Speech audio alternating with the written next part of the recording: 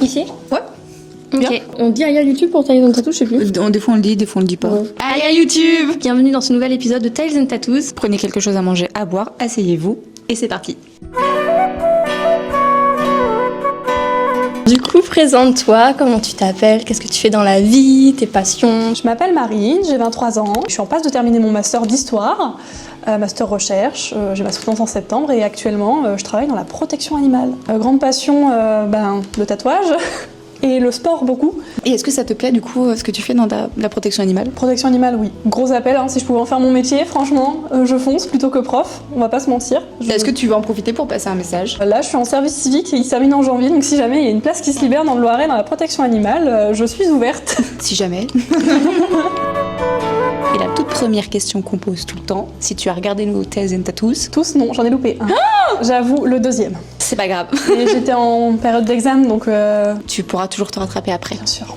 Que représente le tatouage pour toi? Un art et un projet de transformer vraiment mon corps en œuvre d'art. Mhm. Parce que comme on peut le voir un petit peu, j'ai une DA qui est plutôt particulière et qui m'appartient pour le coup, qui est d'ailleurs en collaboration avec ces deux merveilleuses personnes, qui sont les seules pour le moment à tatouer mon corps. Donc un côté noir et un côté rouge, avec ce côté vraiment symétrie, fausse symétrie.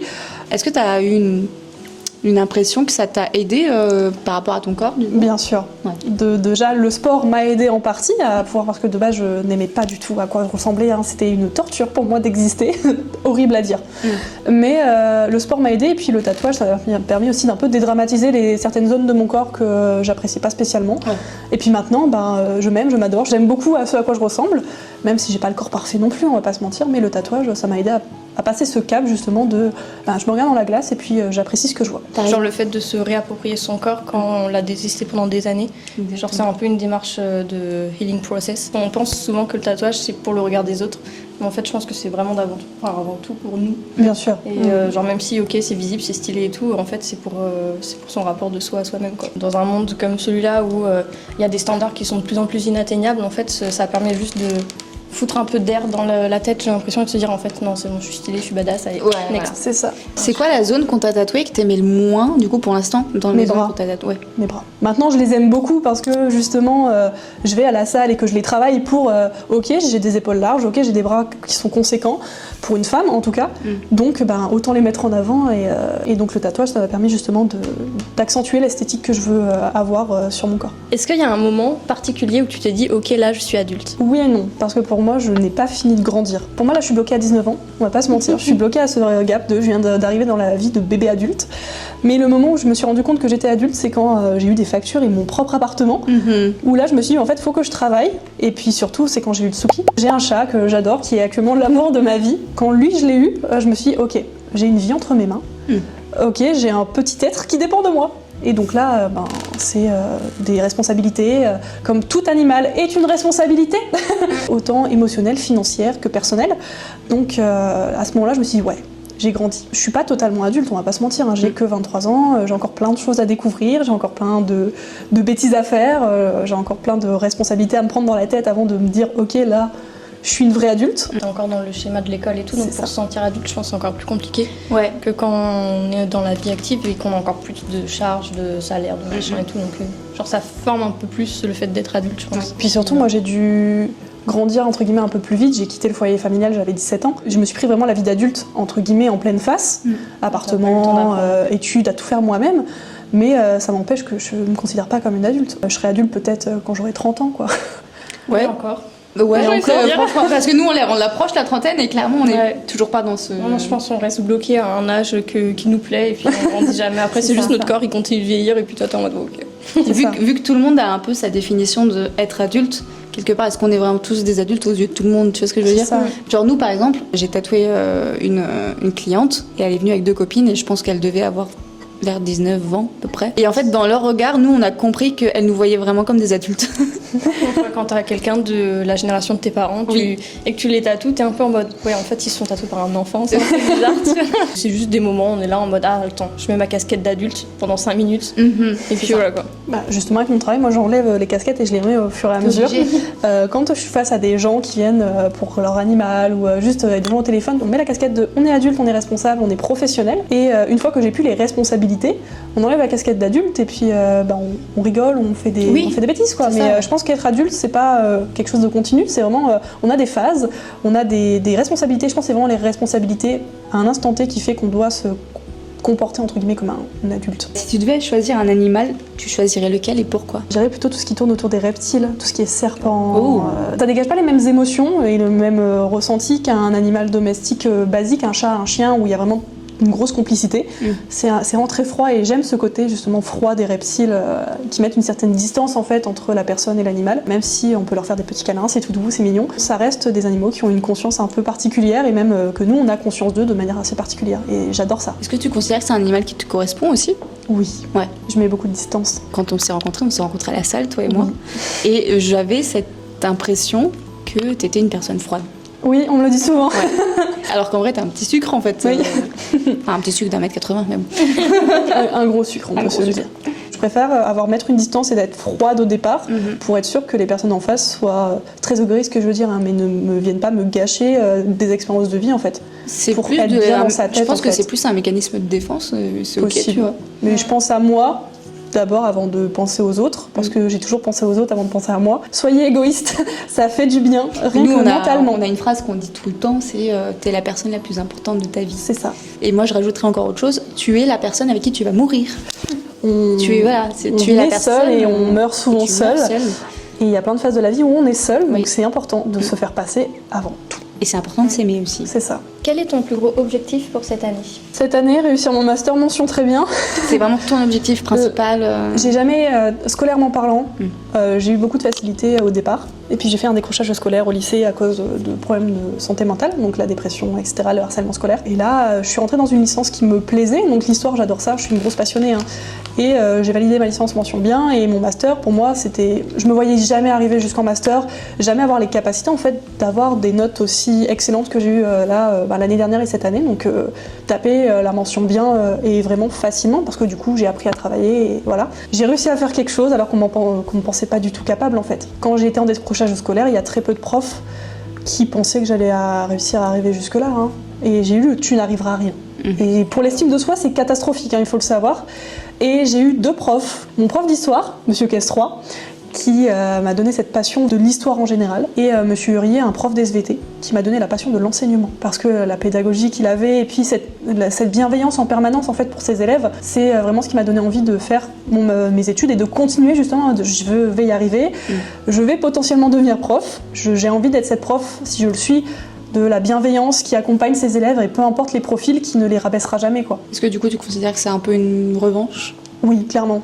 Là, je regarde la moi d'il y a 5-6 ans, en terminale, en pleurs parce qu'elle a eu son bac et qu'elle pensait ne pas l'avoir et rater sa vie. Et je suis fière de ce que je fais là. T'es fière de toi? C'est ça. C'est important. Est-ce que du coup, la confiance en toi que t'as pris grâce au tatou, grâce à la muscu, est-ce que ça se répercute aussi un tout petit peu sur clairement la façon dont tu travailles dans tes études? Comment je travaille? Non, mais comment je me présente dans mes examens, que ce soit les oraux ou même en général. J'ai step up niveau confiance en moi, c'est-à-dire que je ne subis plus le regard des autres. Ça passe outre. Ouais. Je me dis, de toute façon, dans 2 semaines, je les verrai peut-être sans doute plus jamais de ma vie, donc ils peuvent juger, me regarder, flemme quoi. Franchement, je pense que tu peux être fière de ton parcours jusque-là. T'as encore plein de trucs à vivre, et franchement, mais c'est beau en fait de voir que on ne chouine pas, sinon je chouine. Il faut des personnes comme ça dans l'enseignement, parce que c'est bon par pitié, qu'on arrête de faire l'enseignement à un monde horrible en fait. Ah oui. Je compte passer le concours de prof.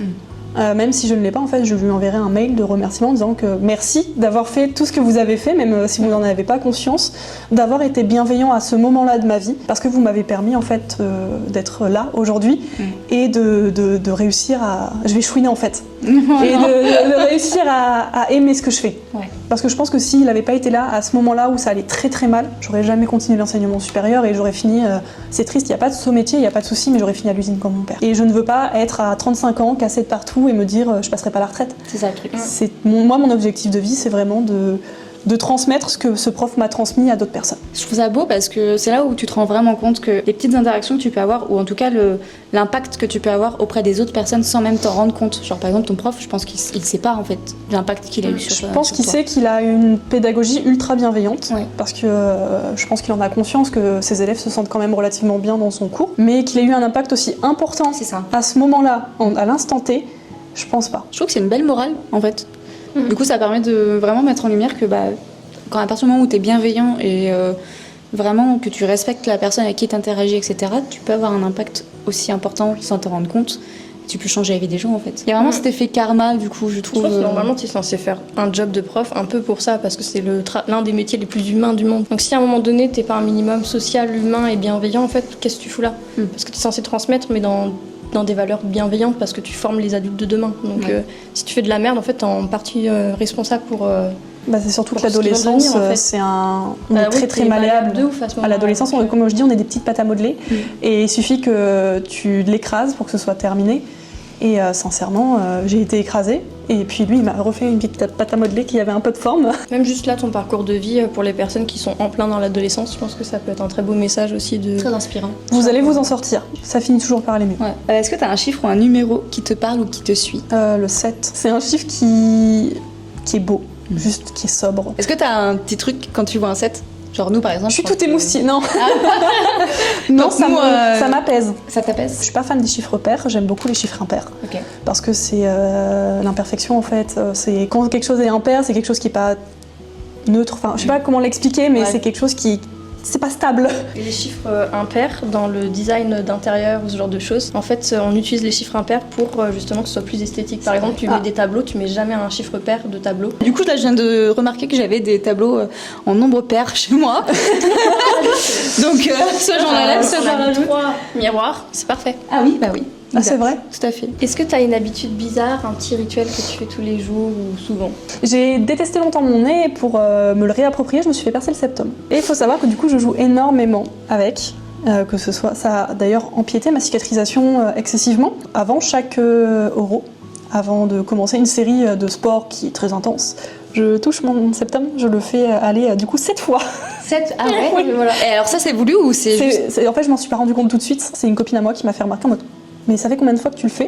Et je sais pas. Et en fait, à la compte, elle fait tu le fais 7 fois. Ça te ground Ouais. complètement. Quoi. Parce que j'ai dû apprendre à vivre avec mon anxiété. J'ai une anxiété qui est généralisée, donc c'est-à-dire que tout me stresse en permanence. Je suis une pile de stress. J'ai développé des tips, entre guillemets, dont ce petit rituel, pour dire c'est bon, allez, on remet les pieds sur terre marine, tout va bien. Et puis c'est pas si grave ce qui va se passer. T'as juste peur parce que t'as l'impression que tu vas mourir, mais en fait c'est juste des gens en face de toi qui vont te parler. Ça te permet complètement de te reconnecter directement à la réalité en fait. C'est ça. Si tu devais te tatouer un mot ou une phrase aujourd'hui, ce serait quoi? Il y a une phrase que j'allais te demander de me tatouer, c'est il y a des choses dont on ne parle pas. Parce que pour moi, il y a des choses dont je ne parle pas par protection, entre guillemets. C'est un peu long comme phrase quand même. Mais sinon, c'est l'espoir, en fait, tout simplement. Ma vie était catastrophique. Tout ce qui est espoir et chaos. Et chaos, il est déjà là, hein, donc ma vie était un chaos. Et autour de ce chaos, j'ai eu un peu d'espoir. Finalement, tout s'arrange. Finalement, tout va mieux. Et oui, l'espoir d'aller mieux et l'espoir juste de pas seulement survivre, mais vivre, quoi. J'ai envie de faire un mix des deux. L'espoir dont on ne parle pas. Ça marche super bien. Ça marche très très bien. Parce en que fait. moi, quand j'ai eu tous mes soucis, j'avais pas le droit de parler de cet espoir. Enfin, j'avais l'impression d'être un peu bridée, de me projeter en fait, d'avoir l'espoir d'aller vers quelque chose de lumineux, quoi. Je te vois un peu comme un oiseau qui était en cage et on a ouvert la porte. À partir du moment où j'ai rencontré mon compagnon et à partir du moment où je suis partie, ma psy m'a dit tu as pris une grosse bouffée d'air frais et maintenant tu as envie de continuer à prendre cette grosse bouffée d'air frais et il faut apprendre à respirer avec parce que quelqu'un qui a été en apnée pendant super longtemps et qui reprend du coup son souffle, c'est traumatisant pour le corps et pour toi c'est pareil. C'est vrai que dès que tu t'ouvres, comme je disais tout à l'heure, moi j'avais l'impression que tu étais une personne froide avant de se parler. Mais dès qu'on a, en fait, notre interaction en plus a été très drôle. Juste, je t'ai dit j'adore tes chaussettes. Tu m'as juste dit ah merci. Et en fait après on se disait juste bonjour. À un moment donné je t'ai dit bonjour ça va. Et voilà. là en fait je suis vraiment passée d'une personne froide à quelqu'un de rayonnant. J'essaye de faire en sorte que quand je rayonne, les gens autour de moi en profitent un petit peu parce que j'ai pas eu des gens super rayonnants autour de moi dans ma vie, donc quand j'ai eu une personne qui a vraiment rayonné, malheureusement elle est plus là, hein, mais quand j'ai eu une personne qui a vraiment rayonné, ça m'a, même quand j'allais pas bien, c'était quelque chose, ça a aidé. On dit toujours avec Marie il y a deux types de personnes sur Terre. Il y a celles qui essaient d'éteindre les autres pour briller plus. C'est ça. il y a juste celles qui brillent plus. Encore une fois, on repart sur l'impact que tu peux avoir sur les personnes. En fait, c'est souvent ça, dans les Tales and Tattoos, on se rend compte que même si les questions peuvent être complètement différentes les unes des autres, on repart toujours sur un espèce de schéma, un fil rouge. Oui. Et c'est ça qui est très intéressant pour nous aussi, c'est que du coup, on arrive vraiment à capter ce qui vous correspond le mieux au final. Si tu pouvais avoir un super pouvoir, mais avec un inconvénient, ce serait lequel et pourquoi? Ça va être très, je pense, réponse à un trauma. Ah ouais. Lire dans les pensées. Ok. C'est déjà un Il revient inconvénient. souvent celui-là. Ouais, parce que j'ai toujours eu cette appréhension de savoir ce que les gens pensent de moi. Mais en échange, les gens, quand volontairement je lis dans leurs pensées, ils peuvent lire dans les miennes. La contrepartie est super intéressante, je trouve. Ouais. Flippante. Oui, mais Mais je me dis, c'est-à-dire que si la personne pense quelque chose de mignon de moi, c'est-à-dire que moi aussi je peux penser de quelque chose du coup de positif, mais même si elle pense quelque chose de positif, je peux aussi penser quelque chose de négatif. On est tous humains, on peut pas plaire et on ne peut pas aimer tout le monde non plus. quel est le souvenir que tu chéris le plus? Un souvenir de mon oncle qui est décédé quand j'avais 4 ans. Il était souvent chez mon grand-père et on faisait des crêpes dans la cuisine qui est tout en longueur, un peu sombre, et j'étais avec mon cousin. Toujours il rigolait, enfin, c'était le tonton parfait, c'était le tonton babysitter qui plus est, ma maman me donnait en mode tiens Sam, tu prends ma fille et moi je vais faire ma vie, parce que les mamans ont le droit d'avoir un peu d'espace. Oui. Et il adorait avoir ses nièces et ses neveux avec lui. Et j'ai un autre souvenir où il m'a offert un marsupilami grandeur nature. Et ma mère était très furieuse qu'il me donne ça parce que c'est trop gros, ça prend de la place, c'est vraiment le caprice d'enfant en fait. Et ce marsupilami, je l'ai toujours 20 ans plus tard. Waouh. Ok, il a pris un peu un coup parce qu'il est vieux. Et actuellement, il est dans mon salon exposé et il me fait penser à mon oncle Samuel qui est décédé. Donc, mais c'est ces souvenirs-là qui m'apaisent en fait. C'est quelque chose, quand je me sens pas bien, j'essaye d'y repenser et ça me fait du bien. Et comme j'ai dit, moi j'ai pas beaucoup de souvenirs en général parce que à cause de tout ce qui est arrivé, j'ai des problèmes de mémoire en fait. Donc le fait que je me souvienne de ça alors que j'étais très jeune, petite fierté quand même. Puis surtout 3-4 ans, effectivement, je crois que j'ai pas de c'est- souvenir. Hein. C'est très rare en fait, faut vraiment que ce soit entre guillemets percutant. Brides par-ci par-là. Ouais. Quoi. Bon, je sais que j'ai juste des visions et tout par-ci par-là, mais C'est ça. Ton cerveau a traité l'information comme étant une émotion tellement intense. J'étais super contente. Ouais, voilà. Donc du coup, c'est pour ça que c'est resté. Généralement, c'est les souvenirs qui restent comme ça, c'est parce que t'as vécu des trucs très intenses. Si tu avais une journée sans aucune contrainte, tu ferais quoi en premier? Ah franchement, taper mon meilleur bench à 200 kilos. Ouais. Je pense que je changerais pas tant que ça mes journées, hein. Je les aime déjà comme elles sont. J'irai pas braquer une banque, j'irai pas acheter plein de... Enfin non, je suis satisfaite de ce que j'ai. Franchement, Il y aura pas vaincre de- ma peur du vide et sauter, genre en mode fou.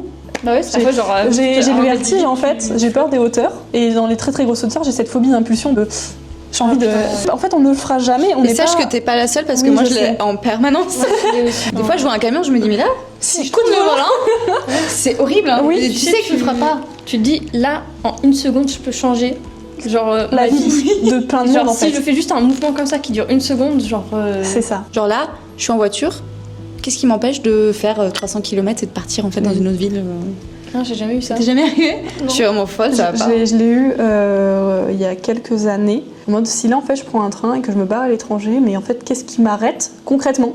Parce que même financièrement, en Le fait, tu visa. prends un train, t'arrives dans un pays. Le visa, la douane. Non, mais si t'as tout ce qu'il faut pour partir, là, si j'ai tout ce qui est prêt, qu'est-ce qui m'empêche? Enfin, Ouais. sincèrement, je refais ma vie quoi. Oui. Et c'est ce que j'ai fait en venant à Orléans. Je suis partie, j'ai fait, bah écoute, je refais ma vie, mais dans une autre ville. Donc je l'ai déjà fait en fait, donc qu'est-ce qui m'en empêche? Rien du tout. Et on me dit, mais même pas ton chéri et tout, bah non, si ça fonctionne plus, bah qu'est-ce qui m'en empêche? Moi, si, je pense que ça a dû me le faire, mais plus avec l'avion du coup. Genre, moi, c'est pas en mode voiture, c'est en mode là, qu'est-ce qui m'empêche d'aller à l'aéroport, et puis je sais pas, je m'envole, tu vois. C'est ça, rien. Puis je prends une destination hasard et Oui.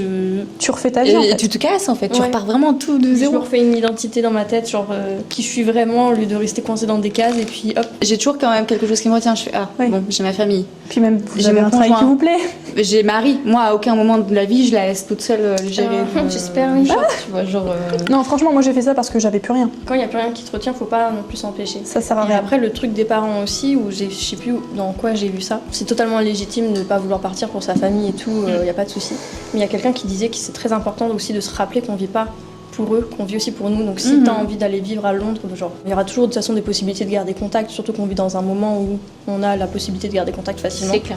Il faut aussi se rappeler que ouais, on vit pas pour rester avec nos familles, même si c'est compliqué. Il faut aussi se rappeler qu'on a tous une ligne qu'on doit suivre en fait. Ouais. On a tous quelque chose, un destin qui est tracé, donc faut pas s'empêcher en fait. Si tu devais manifester quelque chose dans ta vie, ce serait quoi? Juste la réussite de ma vie, de me dire je fais des choses qui me plaisent, je fais des choses dont j'ai envie, surtout. C'est important hein, parce que je n'ai pas envie de. C'est horrible ce que je veux dire, mais de faire comme mes parents, de faire quelque chose qui me plaît pas. Parce que là, moi je pense à mon papa qui se casse la santé tous les jours pour aller bosser, pour juste payer les factures. C'est pas un métier qui lui plaît, hein, on va pas se mentir, l'usine c'est rare que ça plaise, sauf aux gros cadres qui sont là à faire ça. C'est pas passionnant. Voilà. Tu veux réussir à quel point? Au point d'être juste tranquille. Ok. J'ai pas envie de réussir jusqu'à la célébrité, c'est pas un but pour moi, la célébrité c'est quelque chose qui est très particulier. Mais juste réussir jusqu'à ce que je me dise ok, tout me va, tout me convient, juste ça. Tu veux une vie paisible en fait? C'est ça. En fait, j'ai pas envie d'avoir de... Ouais, c'est ça, la paix. Je veux la paix, que ce soit intérieure ou la paix extérieure en fait, tout simplement. Parce que vu que je suis beaucoup dans le contrôle et de tout ce que je fais, une fois que la paix est instaurée, t'as plus besoin de contrôler quoi que ce soit en fait. Donc tu veux manifester une paix. C'est ça, la réussite, la paix, juste ça. Si ta vie était un film, quel serait le titre? Derrière le chaos, il y a toujours de l'espoir. Malgré un début de vie un peu pas facile, finalement, on s'en sort. C'est pas quand on veut, on peut, mais quand on a de l'aide et qu'on essaie, ça se fait. Est-ce qu'il y a un surnom qu'on t'a déjà donné qui est resté? Mon père m'appelait la greluche. La greluche. Mais un truc qui est resté, qui est là en rapport avec jouer avec mon compagnon, c'est qu'on joue tous les deux aux jeux vidéo, on s'est rencontrés sur les jeux vidéo, et que mon pseudo de jeu c'est Surupi, et que du coup il m'appelle Sweet tout le temps. C'est très mignon. Juste Sweet, et moi je l'appelle du coup par son pseudo, enfin c'est Munchy, et du coup je l'appelle Munch. Sweet et Munch. Voilà. C'est cute. Oui. Et on l'a gardé, ça fait quasiment 8 ans qu'on est ensemble, et en fait... quand on s'appelle par nos prénoms, c'est qu'il y a un problème, quoi. Quelle est la saison qui te correspond le mieux? J'hésite entre l'automne et le printemps. Je le savais. Je dis l'automne. Je croyais le printemps, mais... Le Ouais, j'avoue, printemps, parce Le que printemps, je trouve que ça te correspond. c'est doux, Ouais, c'est vrai. parce que c'est lumineux, parce que justement le printemps, c'est un peu la nouveauté, la renaissance, entre guillemets, de quelque chose. Parce que tout est mort avant et tout, ça revient. L'automne, parce que justement, il y a ce côté de... en fait, ça fait un peu la dualité de ma vie, en fait. C'est mort, c'est en train de mourir, et finalement, avec le printemps, ça... On repart sur du chaos et de la renaissance. C'est ça, en permanence. Non mais c'est ça. Hein. Donc j'adore ces deux saisons. Et puis aussi en automne et au printemps, il fait pas trop chaud, il fait pas trop froid. Des questions de confort de vie surtout. N'est-ce pas? Mais il y a cette dualité de... Je pense que je peux pas les départager en fait, je les aime toutes les deux. Est-ce qu'il y a une chanson qui te booste instantanément ou même juste pas forcément te booster mais qui évoque des sentiments, des émotions pour toi? Ça m'évoque Élise, donc vous savez qui est Élise. Et à partir de ce moment-là, je me sens... triste, je me sens bien, je me sens tout. Et je pense que c'est une musique que je pourrais jamais m'en lasser en fait. Parce qu'elle me rappelle trop de choses. De toute façon, il y a les musiques et les odeurs qui ont tellement... ça renferme tellement plein de souvenirs et tout. À chaque fois quand ça repasse, t'as l'impression que ton âme refait un bond dans le passé. Ou à ce moment précis, tu vois. Et du coup, tu ressens les émotions comme tu les as ressenties. Ouais, c'est ça, tu te ressens comme à cette époque-là, ça fait trop bizarre. C'est trop bizarre. Mr. Loverman, c'est la musique. C'est mon péché mignon quoi. Si tu devais associer ta vie à un élément... Le feu. Il y a cette notion toujours de distance en fait, tu t'approches pas à un feu quoi. Mais le feu... Et ça illumine. Voilà. C'est oui. C'est... oh là là. Faire la différence entre la vie et la mort. Oh non mais c'est surtout ça, oui. Drop the mic. Je suis désolée, mais là, on vient vraiment de faire une boucle, j'ai l'impression, avec ce moment. C'est comme si on avait un gros tableau avec les fils rouges, tu sais, comme la police, et en fait, ça se rejoint au même centre. Investigation. C'est là où on sait que ça a été sincère. Est-ce que t'as l'impression de t'être redécouvert un petit peu? Non, j'ai plus pris ça comme une thérapie en vrai. Ouais. Ça t'a fait du bien? Oui, en fait, maintenant, je suis capable de parler de ces choses-là sans avoir les larmes aux yeux. C'est des sujets maintenant auxquels je me suis un peu détachée, j'ai pris du recul, comme je suis montée dans ma montgolfière. J'ai pris de la hauteur sur la chose, et puis je me suis dit, c'était juste une mauvaise passe, et puis c'est ça qui m'a forgé, donc j'ai pris ça comme une petite thérapie, en mode c'est bon, maintenant je suis capable. Les années de thérapie ont servi. La plaie se referme en fait. C'est ça, on m'a toujours, moi, ma psy m'a toujours dit qu'on cicatrise pas vraiment tout le temps, que les plaies seront toujours des plaies ouvertes, mais qu'elles peuvent se refermer en partie, et qu'on peut apprendre juste à vivre avec, et que c'est du travail, c'est du temps, c'est de l'investissement, et quand le temps et l'investissement sont bons, et finalement on redevient entre guillemets des personnes un peu plus heureuses. Ouais. Est-ce qu'on peut faire sur les cicatrices? C'est fou, des tatouages. Des tatouages. J'en ai. Est-ce que tu te sens heureuse maintenant? Oui, je pense que maintenant je suis heureuse. Ok, il y a des hauts, il y a des bas, comme chez tout le monde, je pense. Hein. On peut pas avoir le bonheur constant, ça n'existe pas. Enfin, donnez-moi votre secret si vous êtes heureux tout le temps. Puis un peu plus d'1 an maintenant, je suis heureuse et épanouie. Ouais. Oh, tu m'as émue. Je te jure, je l'ai senti monter, j'ai fait... Pleure pas, je vais pleurer. Non, c'est bon. Ok. On a fini. Ah là là. Je voulais pas rendre triste les gens, moi. Non, c'est pas des émotions négatives. Oui, c'est que du positif. Parce que je veux pas utiliser mes traumas pour émouvoir, hein. Je suis pas là pour créer de la peine, créer de la pitié, franchement. En fait, c'est de la fierté. C'est ça, moi je veux juste qu'on dise ok, elle s'en est sortie. L'admiration. Ouais, de l'admiration et de la fierté. Moi, franchement, je te le dis, je suis fière de toi. Ouais, moi, c'est pas de l'admiration, c'est pas du tout en mode oh la pauvre ou quoi que ce soit, c'est en mode waouh, elle a traversé cette warrior, mais oui. un truc de ouf. On va passer à la question reverse. Est-ce que tu as préparé ta petite question reverse? Si vous pourriez recommencer votre vie depuis le départ, En connaissant notre vie actuelle? ouais, est-ce que vous Genre, en feriez un les mois. mêmes choses? Ah ouais, je referais tout de A à Z. Les mêmes erreurs, les... Bah après, si t'as la mémoire de tes erreurs. Ouais, Ouais, mais la- sachant que si tu changes un truc, tout peut changer. Enfin, tu sais, c'est un peu l'effet boule de neige, quoi. Est-ce que je relaterais mon ex? Je sais pas. Moi, je me suis toujours. Je me suis déjà posé la question en mode est-ce que je serais prête à recommencer ma vie à zéro? Genre, par exemple, demain je nais et en plus je me rappelle ou pas en fait de ma vie. Mais franchement, juste pour l'école, non. Je me suis dit en fait, ça, je veux pas revivre la scolarité, c'est niette. À part les études supérieures, oui, ça le fait. Et du coup, le décès par exemple de ma grand-mère, je veux pas le revivre non plus. Mais d'un côté, tu sais, j'ai ce truc de ouais, mais vu que t'es préparé, genre tu reprofites. Est-ce que t'en casses mieux? Je sais pas, mais je pense juste toi se dire bah là en fait c'est comme si j'avais du bonus. Parce que même si je revis des moments que j'ai déjà vécu, en fait, c'est cool. En fait, je suis un peu mitigée. Là, vraiment, la première réponse que je te donne, c'est moi, je changerais rien. Parce que vraiment, je pense que ma vie me convient comme elle est. Et je sais qu'on a encore beaucoup de choses à vivre. Et du coup, j'ai hâte, justement, d'avoir. Mais en fait, c'est ça, ces ça choses à met du vivre. temps avant d'arriver là. Et du Ouais. coup, flemme de revenir au point de départ et de se dire ah putain, là, faut que je me rattrape 28 ans, tu vois. C'est ça. C'est Et d'un long. autre côté, en ayant la connaissance du coup de cette vie-là actuelle, est-ce que j'essaierais pas de prendre des raccourcis? Est-ce que j'essaierais pas de trouver Marie plus tôt? Est-ce que j'essaierais pas de trouver mon mec plus tôt? Est-ce que j'essaierais pas, tu vois, de... Je sais pas. Mais avec quelles conséquences de tout Mais ça avec quelles conséquences? c'est Est-ce ça. que du coup ça fait que on se rapote? Peut-être qu'on va se détester si on se rencontre plus tôt. Peut-être que avec mon mec il va me regarder, il va me faire t'es qui toi? Enfin, Mais comme veux-tu, en fait? mais voilà. Si tu recommences ta vie en ayant la mémoire, est-ce que même si tu veux rien changer, tu y arrives? Parce que Je quand pense tu pas. te retrouves face à un moment où tu te dis putain, c'est vrai que là j'en ai chié à cette période, est-ce que inconsciemment tu vas pas quand même essayer de contourner l'erreur et du coup ça change en fait? Dans tous les cas, je pense que tu peux pas revivre ta vie comme elle est, même en ayant conscience de ça. Je pense que fatalement il y aurait quelque chose qui changerait. Effet le boule de neige. Et il y aurait toute ta vie change. Parce que même si tu veux rester fidèle en disant ouais je veux vraiment retrouver ma vie et tout parfaitement telle qu'elle était, il y a forcément un moment donné où tu vas te dire ça, le revivre c'est un peu chaud et tu vas essayer de refaire ce que tu as fait, mais en même temps il va y avoir un truc, ton cerveau il va te faire non en fait tu vas le faire autrement, de toute façon t'es plus mature vu que t'as quand même 28 ans dans ta tête. Ouais, du Donc coup. ouais je pense que en vrai c'est pas trop possible. Essayer au plus possible de repartir ou alors essayer de relancer lancer les projets mais plutôt ou je sais Ouais pas. c'est ça éventuellement. Ouais, genre ouais il y aurait des trucs que j'aurais changé, Oui. mais genre pas par exemple par rapport à du coup ce que j'ai fait de ma vie, mais plus par rapport à des passions où je suis pas allée loin quand j'étais petite.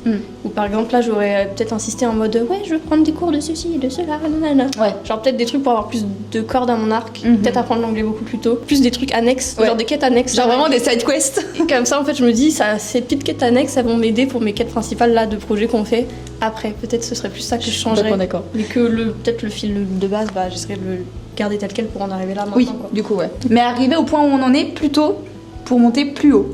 Voilà, globalement Ouais, c'est ça. c'est ça. La morale est bonne. La morale est bonne. Je sais Faut pas toi se mais mettre non plus dans la tête en mode oh là là j'ai tant d'années et j'ai déjà rien fait de ma vie, il y a pas de problème, ça va arriver. it's okay. Enfin, Genre prenez votre temps et ça arrivera quand ça arrivera quoi.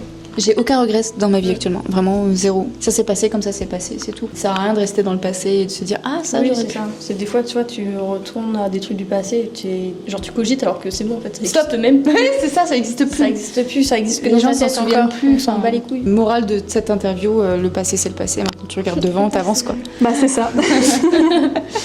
Faut avancer même si ouais des fois c'est dur. Et voilà ouais. Pas avoir de regrets et voilà quoi. Et c'est jamais trop tard. Et oui.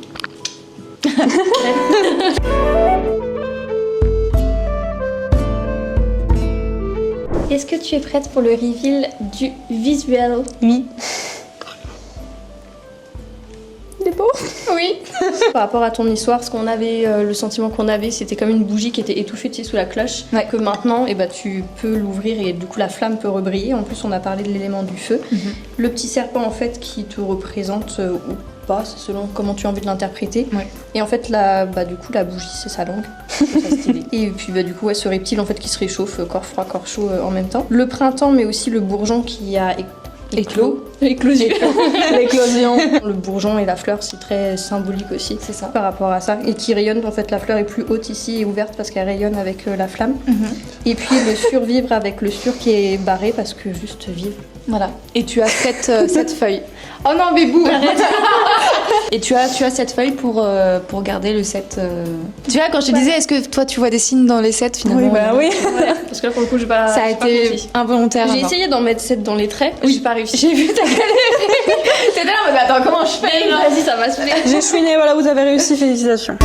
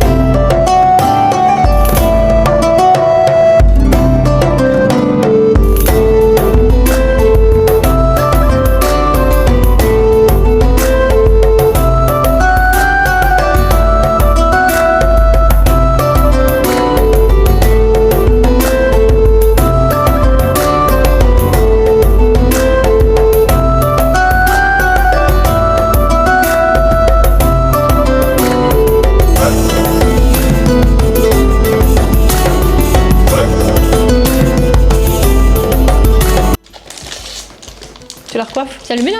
Oui, c'est le mien. Ah bon? Ah pardon, parce que je faisais du bruit avec le micro là du coup. Donc là on fait la petite lettre, comment on dit, traditionnelle Exactement. de Tales and Tattoos. Voilà.